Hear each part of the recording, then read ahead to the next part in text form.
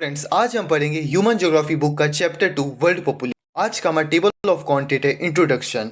Chapter start होने से पहले यहाँ पे कोटेशन दिया है, उसको हम देखते हैं। देखिए, not a gold but only man and women can make a people great and strong. यानी कि एक कंट्री की पहचान वहाँ के मैन और वुमेन से होती है, ना कि वहाँ के गोल्ड यानी कि सोने से होती है।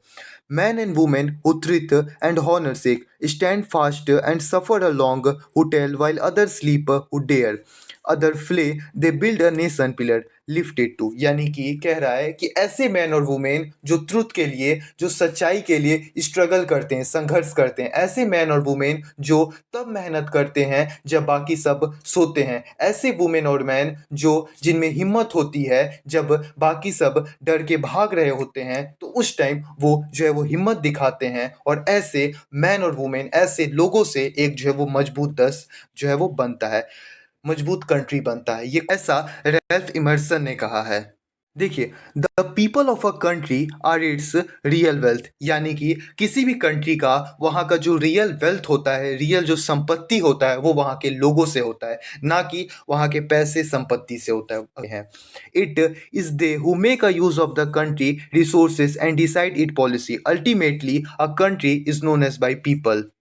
देखिए, यहाँ पे बोल रहा है कि किसी भी कंट्री की जो रिसोर्स है वो वहाँ के लोग हैं। यानी कि मान लीजिए, अगर वो उस देश से अगर कोई भी प्रकार का हमें रिसोर्सेज निकालने हैं, तो उसके लिए क्या चाहिए? हमें लोग चाहिए, तभी हम उस रिसोर्स को निकाल पाएंगे और उससे एक अच्छा प्रोडक्ट बना पाएंगे। तो हम कह सकते हैं कि किसी भी देश के लिए वहाँ के जो लोग हैं वही उनकी सबसे बड़ी जो है वो संपत्ति है। It is important to know how many women and men a country has, how many children are born in each year and how many people are die and how।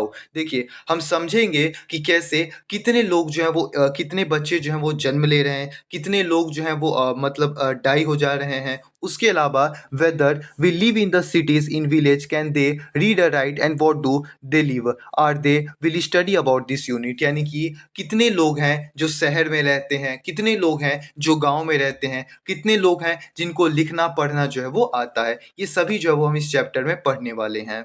The world population at the beginning of the 21st century recorded the presence over a 6 billion population. We shall discuss the pattern distribution of density here.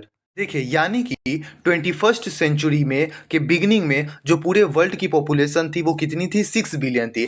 तो हम इस chapter में हम देखेंगे, हम population का distribution देखेंगे, यानी कि पॉपुलेशन की डेंसिटी देखेंगे, ग्रोथ देखेंगे। ये सभी जो चीज़ है, कॉन्सेप्ट है, वो हम इस चैप्टर में कवर करने वाले हैं।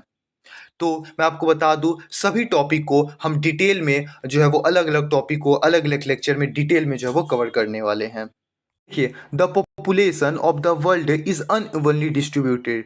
यानी कि पूरे वर्ल्ड का जो पॉपुलेशन है वो अनइवनली डिस्ट्रीब्यूटेड है। इसका क्या मतलब है? मान लीजिए, कहीं पे पॉपुलेशन जो वो काफ़ी ज़्यादा है और कहीं मतलब कहीं पे जो है वो पॉपुलेशन जो है वो कम है, यानी कि अनइवनली डिस्ट्रीब्यूटेड। पॉपुलेशन कहीं पे ज़्यादा है तो कहीं पे कम है। उसके अलावा the remark of a god बेक्रेशी about the population of Asia has many places where people are few and few places where the people are very many, and true about the pattern of population distribution of the world also। यानी कि George बेक्रेशी जो है वो कह रहे हैं कि Asia में ऐसे बहुत सारे जगह हैं जहाँ पे जो पॉपुलेशन है लोगों का वो जो है वो अनइवनली डिस्ट्रीब्यूटेड है।